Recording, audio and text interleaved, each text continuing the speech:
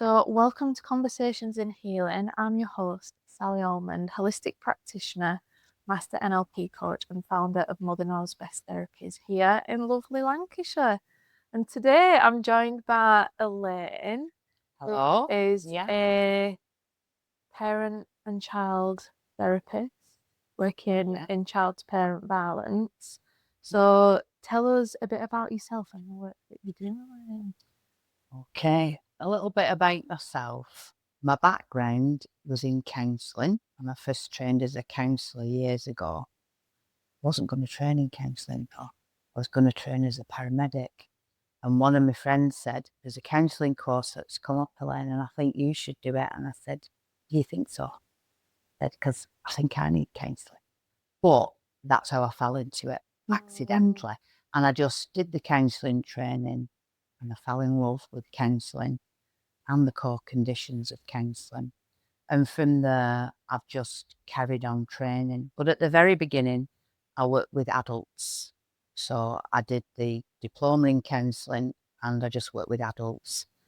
Then I thought, I met that many adults that were struggling with childhood issues that I thought, why not start with people younger?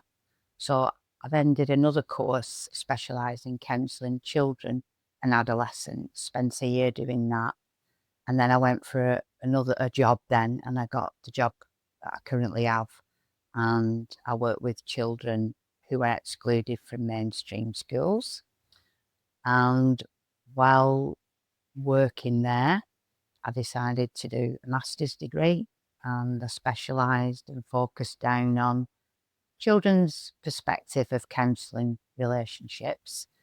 And then I've studied, and that's how I met you, Sally. I've just carried on doing NLP and IMT, hypnosis, and all different types of therapy. And I've done a couple of training courses in parenting. One was Triple P parenting from Australia, and that was very good. But for the children that I work with, considering they're all excluded from mainstream schools, it wasn't appropriate because it needed the children to be compliant 50% of the time. So, tell us what Triple P is. Triple P, it's called the Positive Parenting Programme, and that too comes from Australia. But I think that works probably better with sort of, I call them mainstream children. I don't work with mainstream.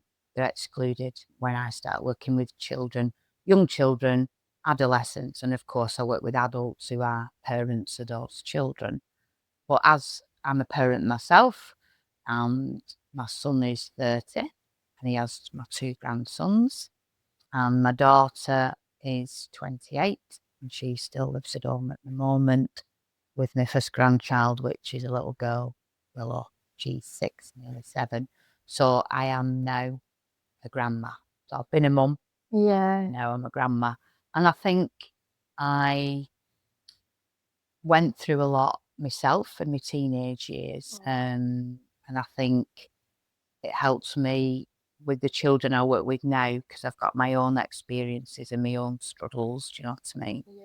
And therapy eventually helped me as well. So Yeah. I guess Oh, that's why I'm there. yeah. Thank you so much for sharing that, Elaine.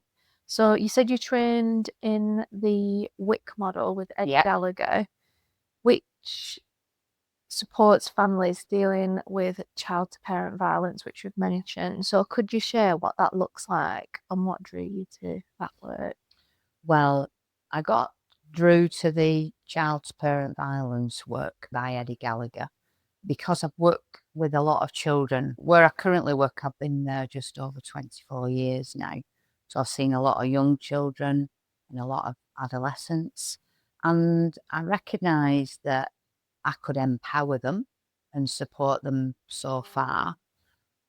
But there were other things coming into play that I couldn't have full sight on. So they would tell me from the perspective, their version of events and how their life were and what it was like at home for them.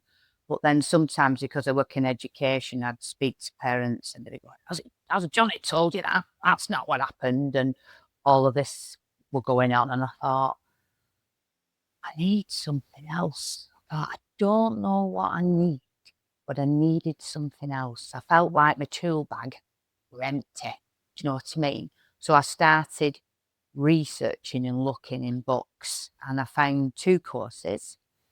I found something called a Step Up program from America in Seattle, and then I found the WIC, and I chose the WIC to ask my boss, could I study that, go away and get the license to run it, because I felt that would suit the service better that I was working at the time, because the Step Up program was made in Seattle in America. And in America and in Australia, when children do this behaviour, child to parent violence, it's very recognised over there, that behaviour, and kind of get arrested for it.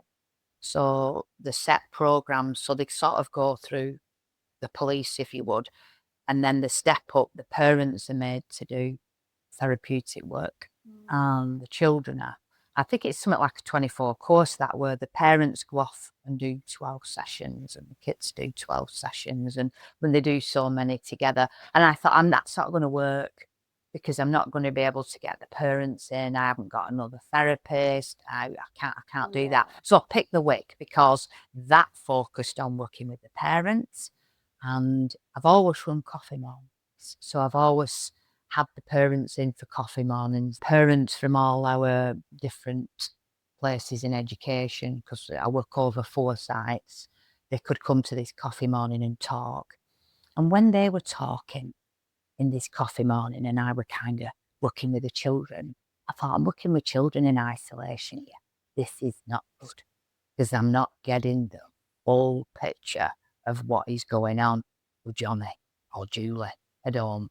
And when I was listening to parents, I thought, oh my God, yeah, they're so down and they feel so guilty, and they shouldn't feel guilty because they're all good parents that I work with.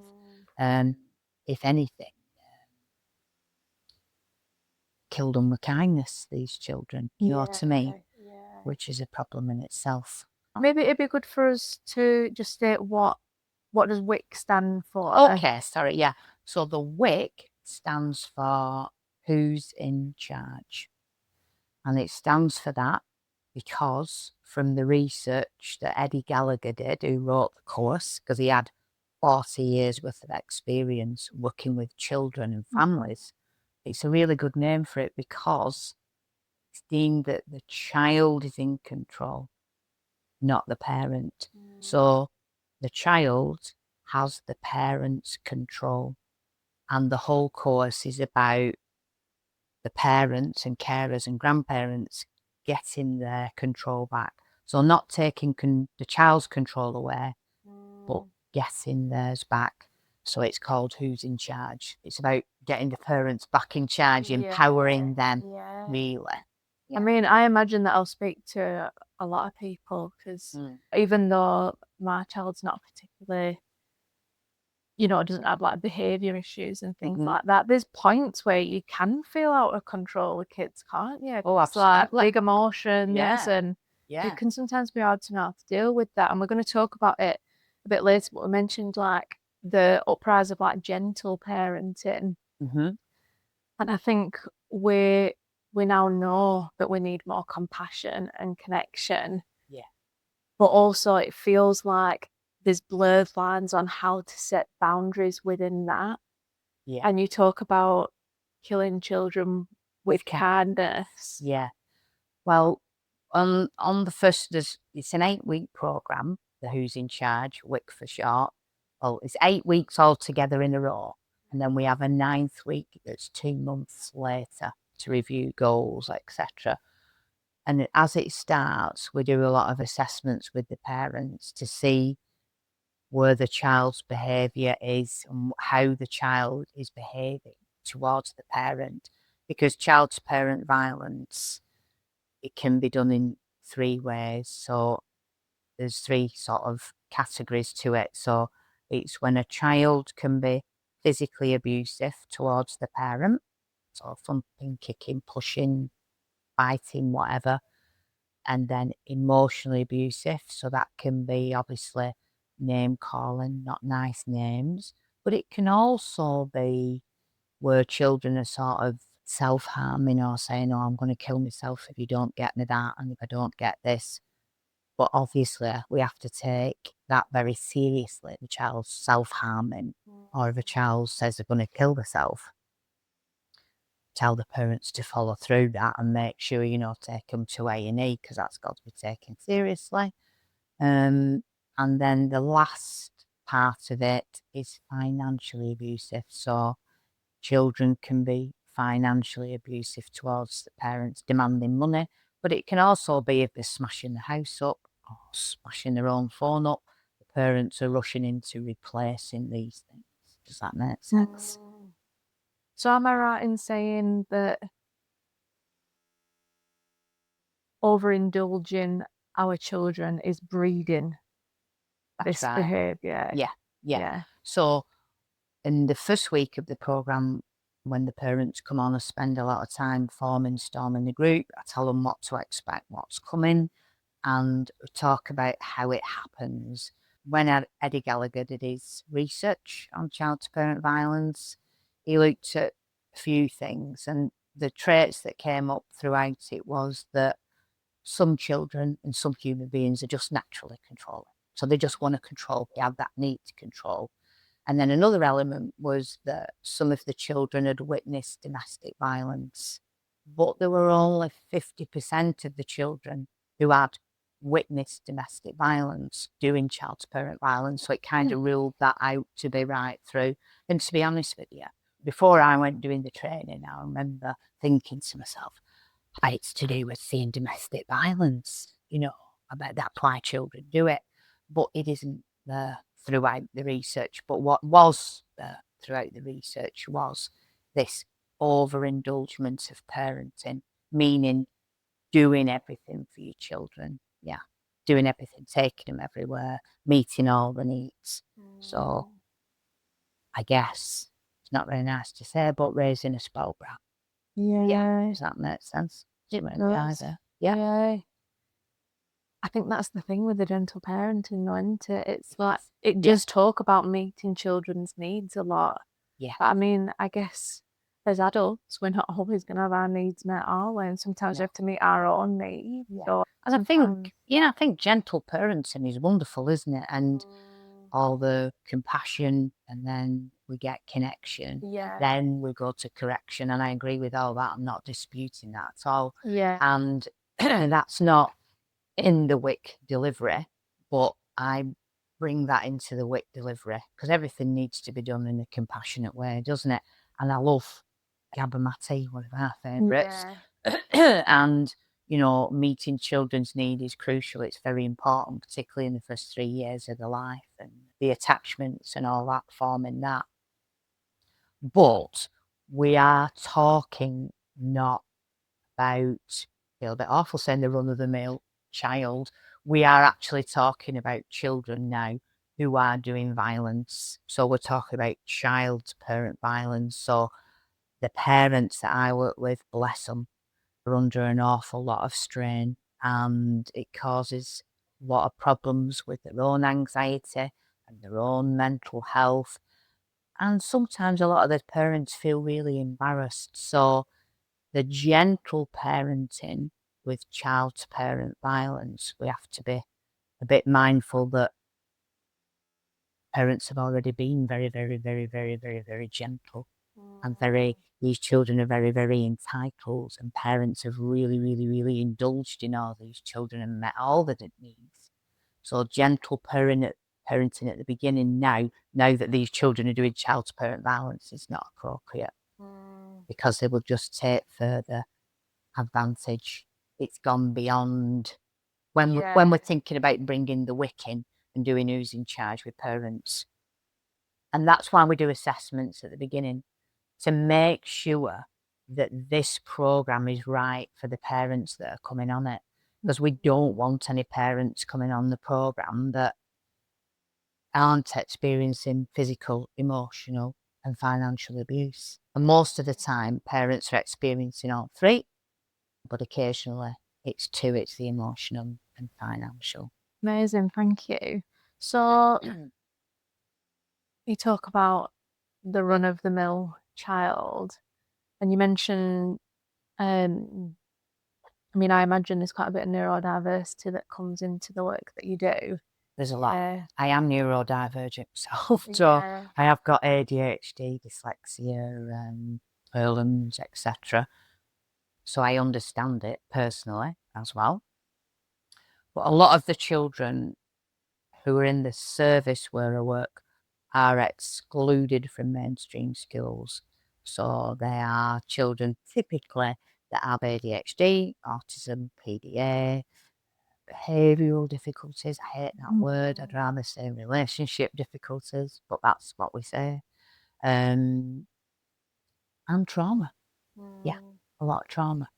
So the course that Eddie Gallagher has written is for all children, particularly children for ADHD, autism, etc. Yeah. And he does, if I get a bit of a leaflet out here, so Yeah. I'll just say to you, one of the things, I'm not going to read it all, obviously, but there's lots of really good resources on the programme.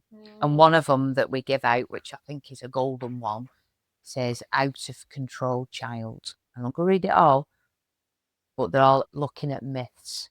So I'm just going to read number 3. Yeah. Number 3 says, rule out unhelpful myths about behaviour. Labels such as ADHD, antisocial personality disorder, depression, neurodivergent, ASD, and so on are not excuses for bad behaviour. If they have a diagnosed condition, disruptive behaviour doesn't necessarily indicate this. It is so severe that they are out of touch with reality. It is likely that they are aware of what is going on, and you should still demand acceptable behaviour. Young people with serious mental illness or neurodivergence still need boundaries and control, often even more so. And where I do work, that is so true. They often need more boundaries. They need to know where the boundary is in order to feel safe. Yeah. And a lot of the parents that I work with are wonderful people. And like I said, they've killed them with kindness. They've done so much for them. And I can relate to this myself as being when I was younger and I first got married, my first relationship and my first marriage wasn't brilliant. And I ended up getting divorced and being on my own. And I think what I did was I felt bad that I was a single parent and dad now wasn't around a lot and I'd made that decision. So I think I overindulged myself. I remember my dad saying to me at one point, Elaine, made a rod for your own back. You know what I mean? And I did. I started thinking, oh, there's no dad and all the time now. So I have to buy him so much at Christmas. But I was forgetting that, yeah, dad buys stuff too, you know. So I think I began to overcompensate. And I did that with my 2. And obviously, I'm not a perfect parent. There is no perfect parent. And I think that's what the Who's in Charge brings. It brings a lot of really, really good ideas, but they don't work for everybody. You know, you've got to pick out, you've got to try some stuff, you've got to be willing to do differently. I'm a believer in if you do what you've always done, you'll get what you've always got. So you might as well try some of the strategies on there. And some will work and some won't work. But I think I overindulged in mine and I had some difficulty with my children too. And I struggled with parenting and I'd gone through a lot of stuff myself. And I didn't have full capacity to parent. So I'm not saying it was bad, but I put a roof over their head and we went on holiday and I tried to meet all the needs. But I had some issues. I had a lot of stress.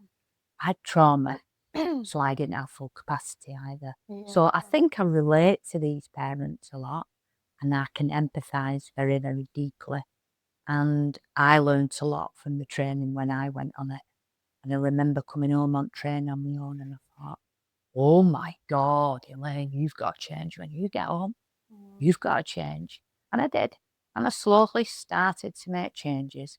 And I think, in all honesty, it took me about 12 months.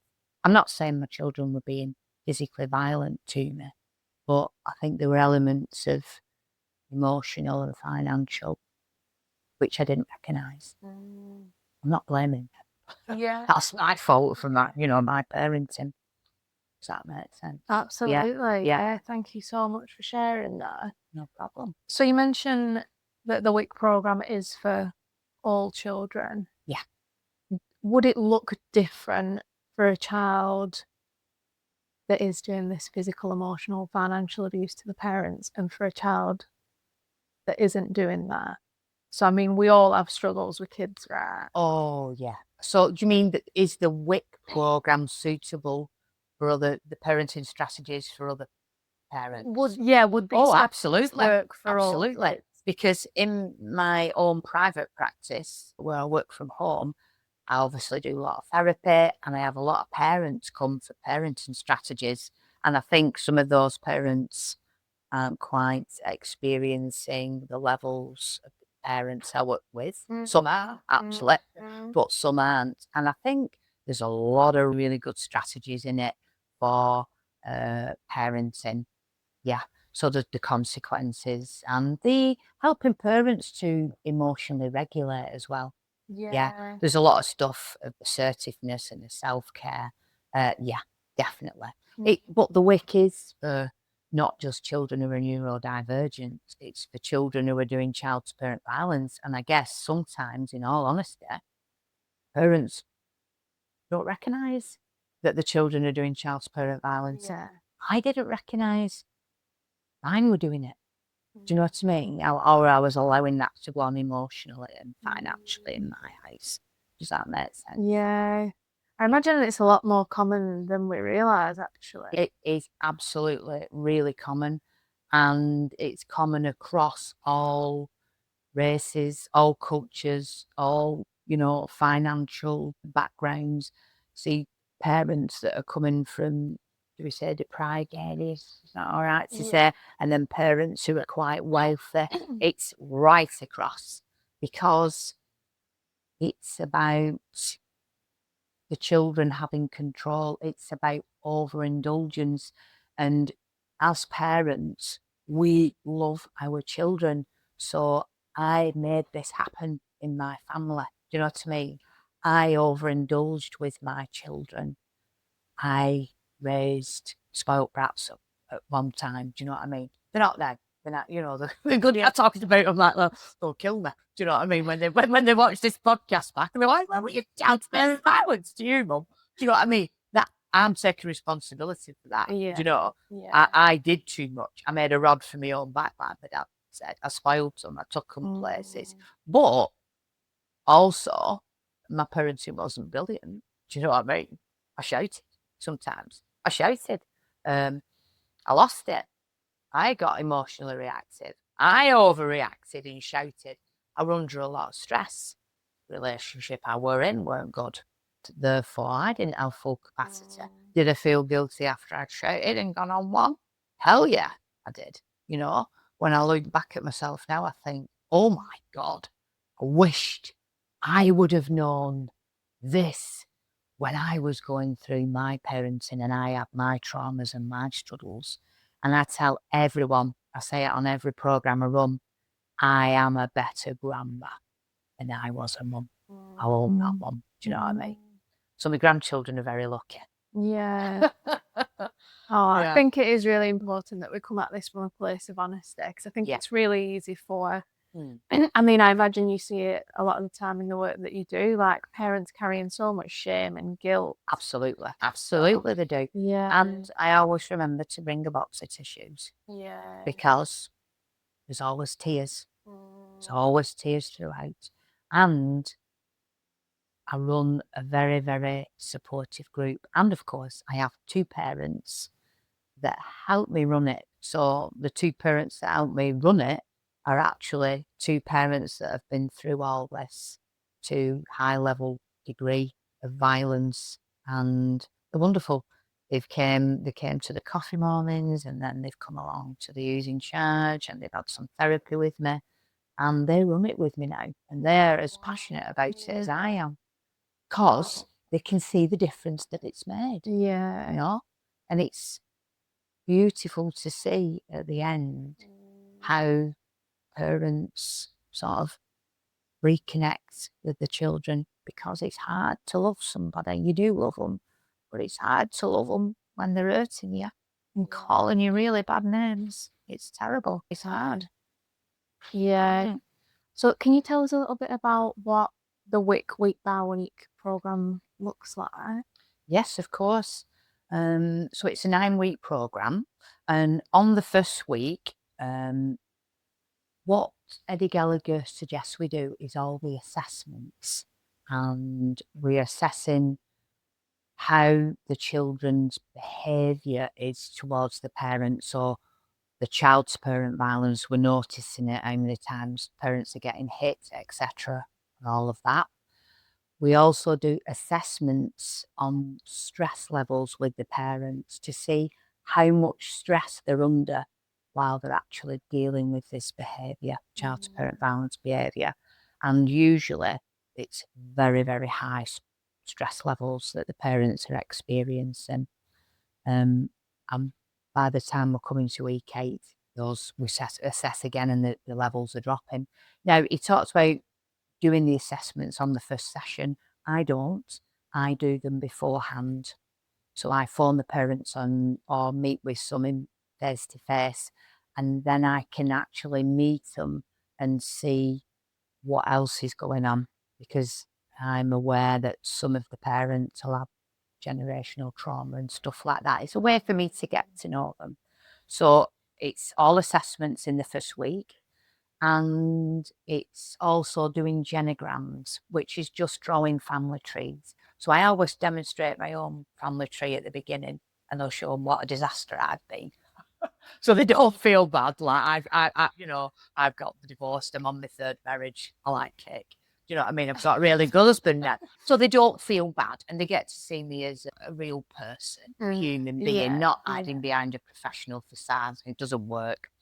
So we do genograms, but they're not really there to track back generational trauma, because it's not always there with all of the parents. Yeah. They're just there for to gel the group, get them talking. So they don't have to talk about all the genograms. They talk about the experience of doing that.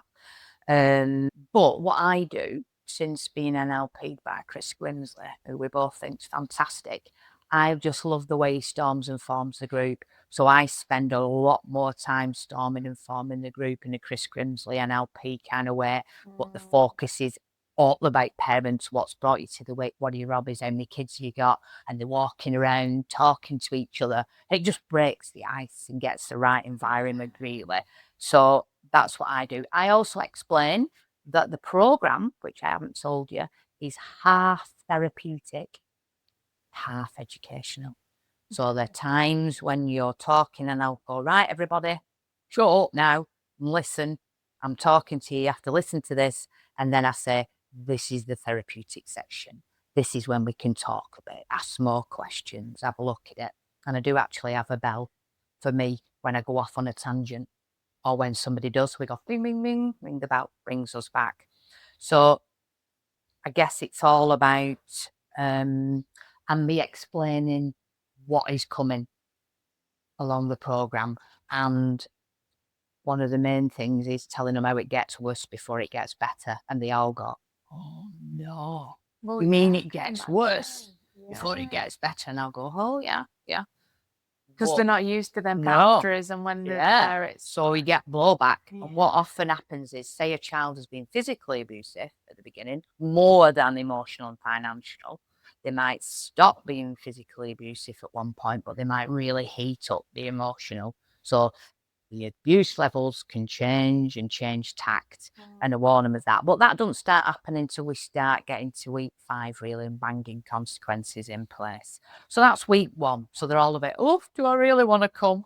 But they do, because I create a really nice environment, keep you safe. We do all our sort of,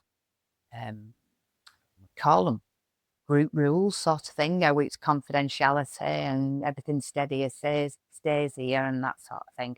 Week 2 is about exploring ideas and myths about the cause of abusive behaviour and examining influences on children's behaviour, examining our influence, what we have on our children. When parents start looking at influences they have over their child and we start scoring them, because there's a bit of a chart thing we can use, they're absolutely gobsmacked because they've hardly got any influence over the children. Over younger children, parents have more influence.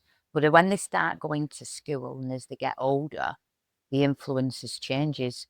You know what I mean? So they realise they've not got much influence over the children. Some are quite relieved. Thank God it's not my fault.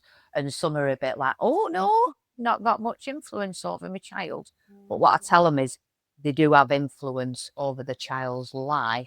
It's for a long time that you've got influence. You're forever having some influence.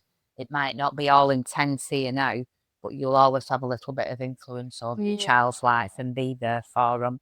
So what we're asking the parents is, how much entitlement does your child have and how much responsibility do they have? They have these scales and I invite parents up and they put like eggs weighing the scales. So every time if I say, oh, I get Johnny up in the morning, I put his shoes and his socks on for him. I remind him to brush his teeth. I drive him to school. I bring his cereal up to him in the morning and put it there in front of him. So the children are having a lot of entitlement and the scales start tipping. And then I said to the parent, well, what responsibility does your child have in your house? What do they do at home to help? They go, nothing. You'll do nothing. And then when I read the research that Eddie Gallagher provides us with, it's a research fact that if you give children too much entitlement and not enough responsibility, it breeds disrespect. So the children then don't respect the parent. And really, if you think about it, if we had servants, I don't have any, but if we had servants, how do we treat our servants? You see, so that's where it all starts. A light bulb, and they go, "Oh my God, so I'm doing too much for them." And then they go, oh, it's me that needs to change. To start recognising that they've done too much. And then at week 3, we deepen their insight into whether a child's behaviour can be abusive towards an adult.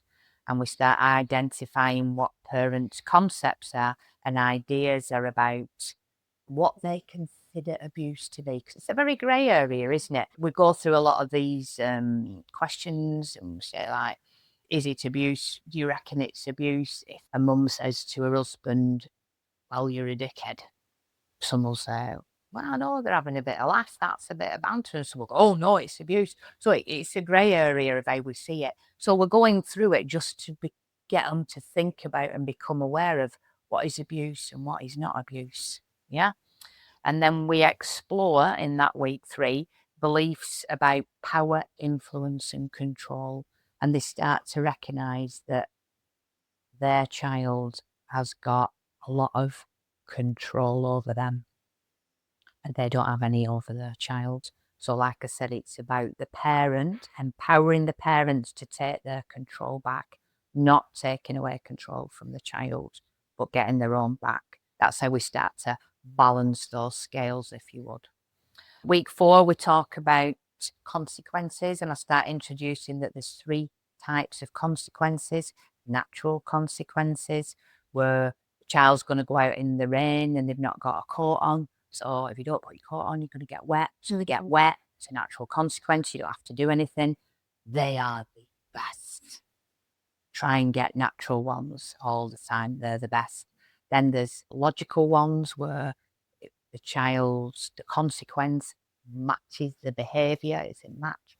And then there's illogical ones where everything else has failed and it doesn't match, but you've just got to put a consequence in because this behaviour is not acceptable.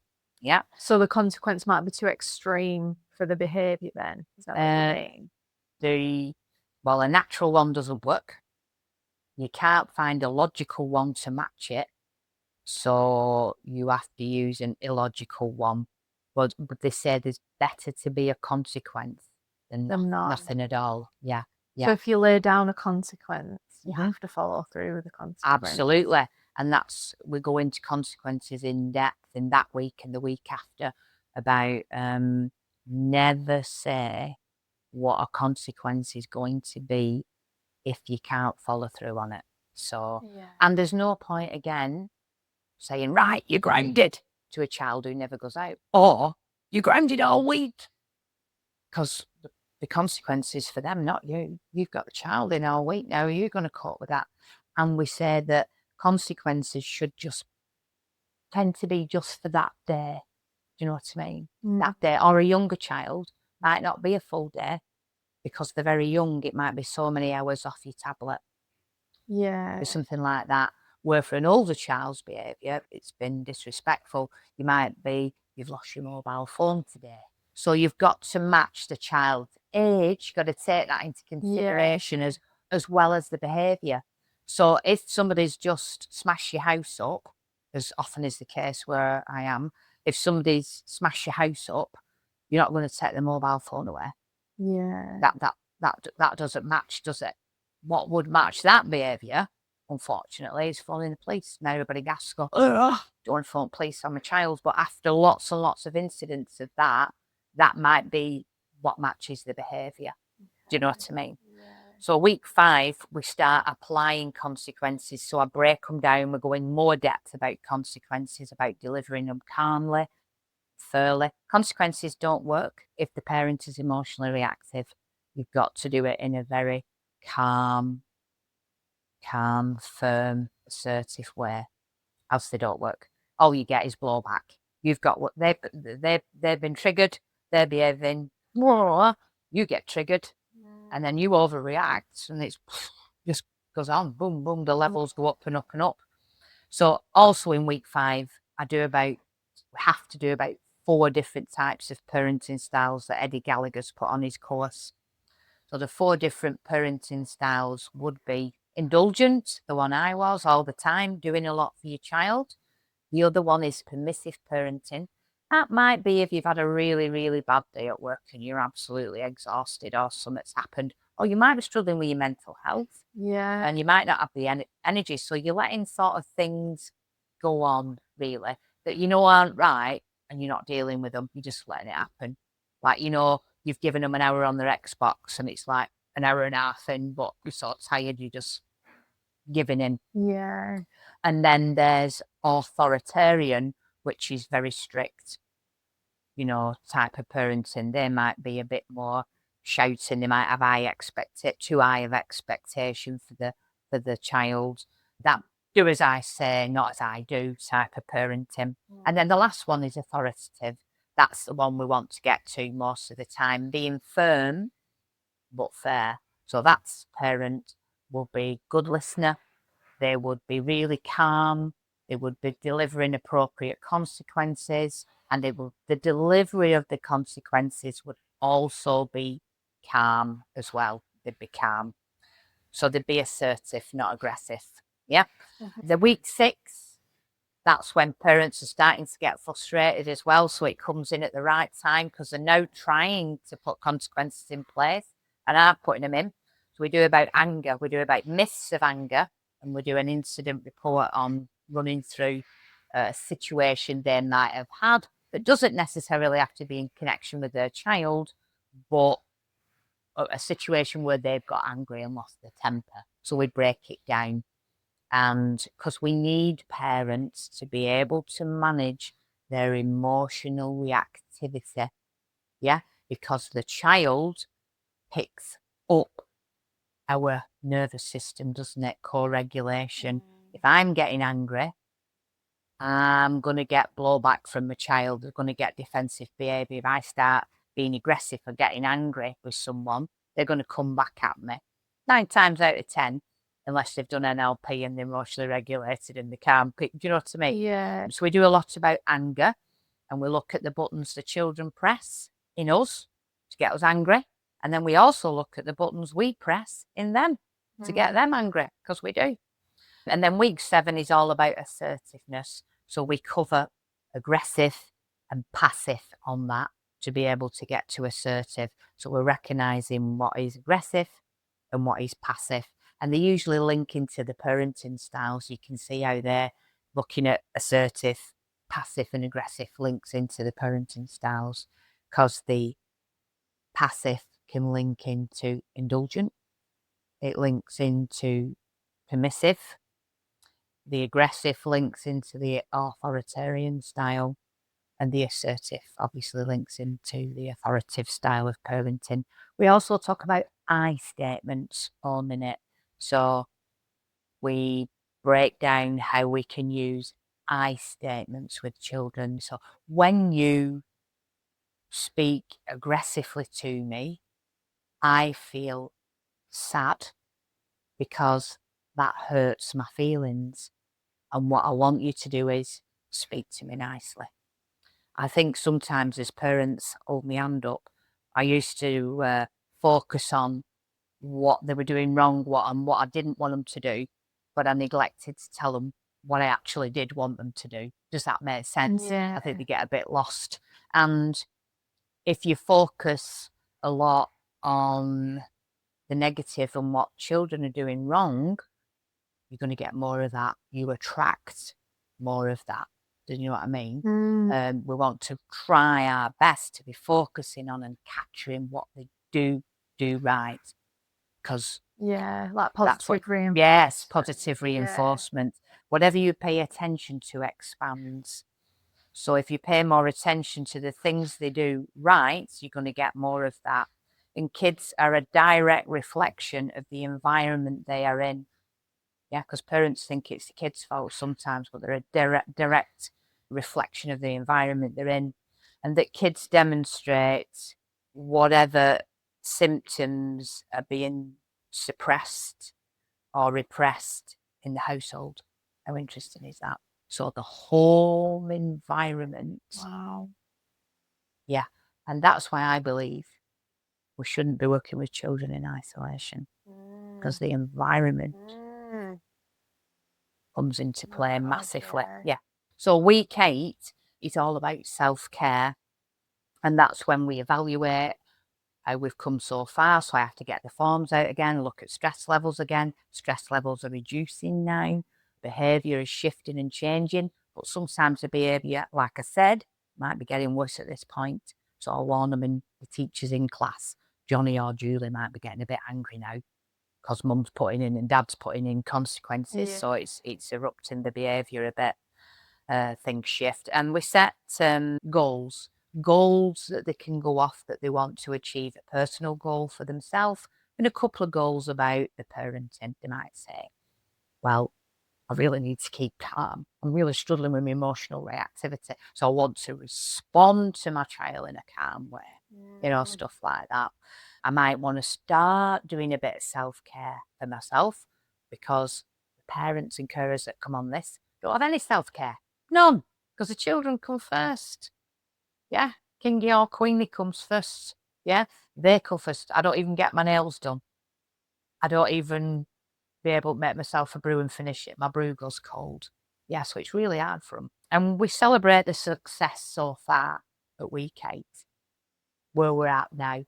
And we remind children of how they love their children, because that gets lost in all this. The connections get a bit severed, don't they? Yeah, so we're starting to repair the connection, and the parent starts to feel better and get, feeling more empowered now. They're getting some self-esteem back. They've got some tools in the bag they can play around with and try. So that's at week 8. And then we don't see them for 2 months. And then they come back at week 9, where we reassess where they are. We celebrate any achievements. I look at, what can you remember what we did about?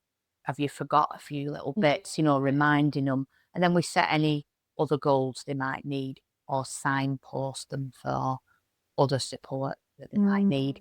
So that's a bit of a brief description of what goes on a Who's in Charge programme by Eddie Gallagher. Yeah.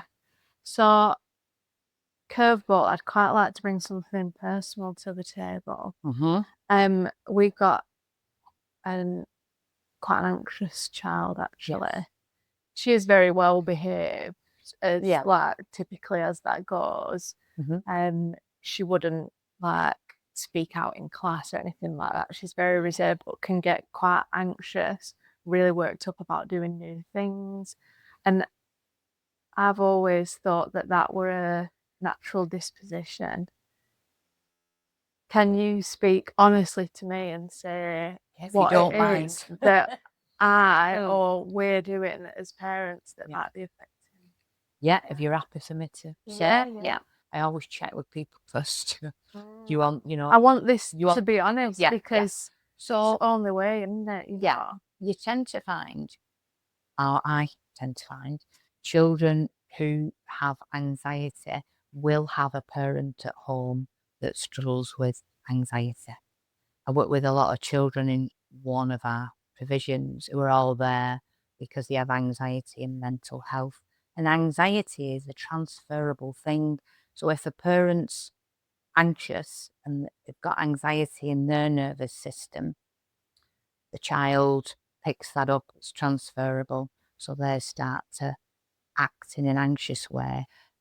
You pick that up off your parents. Like, there's a lot of learnt behaviour you don't realise that you pick up. I remember when I first bought my first house and I was with my first husband, I bought Personal Automatic and I started buttering bread and putting it on a plate like this.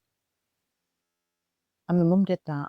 I just picked that up. I didn't realise I picked that up. She never told me to buy Personal. I just did it. So there's a lot of learnt behaviour, but anxiety is a transferable thing.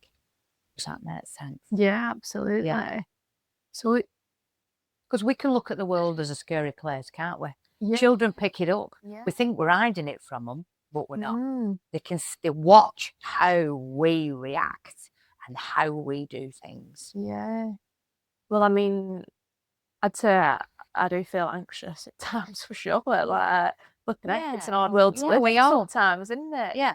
It feels very calm, if you know what I mean. Saying he's a very calm, collected person. Yeah. But would probably say that he suffers with anxiety at times, but that doesn't present. He's very good, like poker face, really.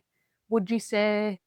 Because you said about what's suppressed, would that Because they're also be picking it picked up, up? the child will be picking that up. That is They pick unbelievable. it up from your nervous system, Right. how you are and how you present. They're picking that vibe up. We all give a vibe off. If I walk into a room when I'm delivering the who's in charge of doing some other type of training at work, if I walk in a little bit anxious, but I'm trying to mask it and I'm trying to cover my anxiety, people are going to pick that up.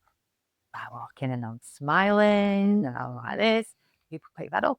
Infectious, isn't it? Smile, and it's a transferable thing. Anxiety. It's in your nervous system. It's transferable. Does that make sense? Yeah, absolutely. I mean, I certainly believe in like that we give off energy. We know quite a bit about trauma, don't we? And Yeah. generational trauma and that sort of stuff. And it's passed through your DNA, your blood. It's in your nervous system. It's in how we speak, your environments you're in, your experiences, and it's a transferable thing. Yeah. So yeah, I need to do some work on myself as well. So did I. I've Yeah, had to do a lot of work on me. Yeah. I changed the whole way I parent. I've had loads of therapy. Believe you me, I was a woman who needed tissues because I had issues. You know, I had a lot of stuff going on with me. And I have to say, the harder and the more I worked on me, the easier parenting gets. Yeah. Oh, it's so much easier when you know yourself well and you've got awareness and you can emotionally regulate yourself and you know why you're feeling what you're feeling and you're okay to say, do you know what? Did a bit of an overreaction there. Sorry, we're a bit tired. I come in from work. I'm really, really sorry because we're teaching children that it's okay. It's okay to make a mistake and it's good that we can repair. We can repair. We can apologise. There's all learning in it. We're all only human. Do you know what I mean? But the more work I've done on me, the better I've got as a parent and as a grandma. And miles better. And it's so much easier. Yeah. And it doesn't say it on the WIC, but I do say to the parents, it all starts with you. It all started with me. Yeah. If I can't sort myself out, emotionally regulate me, what am I teaching them? So I imagine self care is a big piece in this puzzle, isn't it? Self-care, to do that, massive self-care. piece. Yeah, it is. And a lot of the parents that I work with who are experiencing child parent violence have no self-care. No, they've Yeah. had nothing. They think, "Oh, what do I do for me?" One or two have got a few things they do, but that's what we do in week 8. We look at self-care. We go into it. You need to look after yourself. You need to fill up your cup. Yeah. What can you start doing for you? And it might be, I'll make myself a cup of tea when they've gone to bed. I'll sit here and I'll drink it all. It might be, I'll go and get my nails done. It might be, I'll have a bath and I'll get out when I'm ready. Yeah. And we start with small things, because when you do nothing for yourself and it's alien to you, Okay. it's hard. Because I was thinking that the therapy that the parent has, that in itself is a massive act of self-care, isn't it? Yeah. Do you know, like working on your own stuff. Coming on the programme, But is it's that for a them. big step to somebody who's not implementing much self-care at all? Oh my goodness. Yeah. Yeah. So start small. Start small. Yeah. A lot of the parents I do recognise do have trauma themselves, because I think when I mention the word trauma to them, I think of a soldier in war or a retired veteran, not trauma. Trauma is just events, isn't it? Like we were saying before when we spoke, big T and little t. And I think there's a lot of little t traumas, but for a lot of our parents, a lot of big T traumas. And they've just, you know what? They've just cracked on, because they're resilient people. I don't know how they've lived through what they've lived through sometimes, and they're so brave and they're wonderful, and they're still yet so caring, and they've indulged in these children and they've gone through so much, but they don't recognise what they've gone through, that they've gone through trauma as well. Do you know what I mean? And they start to recognise that on the programme. Not that it is in the programme. Eddie Gallagher doesn't put anything in about trauma. I'm allowed to not, I'm not to take anything out of the programme, but I can add to it. Now, the programme is being delivered to parents and children who are excluded from mainstream schools who are doing child to parent violence. So some of the behaviours are quite extreme. Not all, but yeah. And so they need, I feel, that it's good to explain trauma and how it can be generational trauma, and about Gabamati stuff, really, where trauma versus authenticity, how we will as human beings naturally sell ourselves short and lose our own authenticity to be what we think our mum or our dad or our uncle or our grandma who's looking after us wants us to be. So we will literally, if we're a noisy child and a parent says, "Our little children should be seen and not heard," oh, you shut up quick, because you're scared of losing that attachment to your mum or whoever who said that. So you'll stop being that noisy kid because you want that love. So you'll sell yourself short and not be who you really are to have an attachment. So attachment wins every time. That's Gabamati stuff. So I put that in as well. And then they start to recognise, oh my days, yeah, I might have had some traumas. I didn't think that was a trauma, because trauma's just a stuck emotion, isn't it? What we know about now. So sometimes if I recognise that before they've come on the course, this isn't Eddie Gallagher, I will offer the parent individually some therapy before they come on. Sometimes things happen because we're talking about abusive behaviour, and it can re-trigger them. And I like to try and be trauma informed, or at least trauma aware, trauma sensitive. So I will offer them therapy part way through, or privately, on a one-to-one away from the course on another day, because I recognise that the parents that do the best are the parents that have worked on their own traumas, if they have any, and put them to bed, because they don't have full capacity to parent if they've got trauma and they're being re-triggered. They cannot deliver the consequences calmly, do you understand me, and assertively, because they've been triggered. So they've gone in fight, flight, kids gone off, boom, boom, boom, where it's like, what are you going to be, So it's not that the parents don't understand what I'm delivering, great consequences. Oh my God, yeah, they get that. But if they've got some emotional stuck trauma, they cannot deliver it in the way it's supposed to be delivered calmly. Does that make sense? Absolutely, yeah. So if a parent's listening to this and they're thinking, this sounds like my child, but I feel so ashamed or alone, what would you want them to know? You're not don't be ashamed, and you're definitely not alone. It's in the Northwest now, it's coming out more and more and more. It used to be a taboo topic. It's getting its platform more now, a bit like domestic violence used to be years ago. Please don't be ashamed. Come and join us. Things can change. It can get better. It's never too late. Get in the right environment with the right people in the right group. It can be really supportive. Yeah. Oh, Don't give up. Yeah. Yeah. I think that's so important because you can see how we get to this place. It's so easy, isn't it, really? Yeah. Okay, so the last question that I ask everybody that comes on the podcast is, what does healing mean to you? Healing. It's about having awareness of yourself, what your strengths are, areas that you might need to work on, being okay with that, giving yourself compassion and understanding or going through what you're going through. And know that you've got a choice. You can come out the other side. We've always got a choice. I think sometimes we don't think we've got a choice.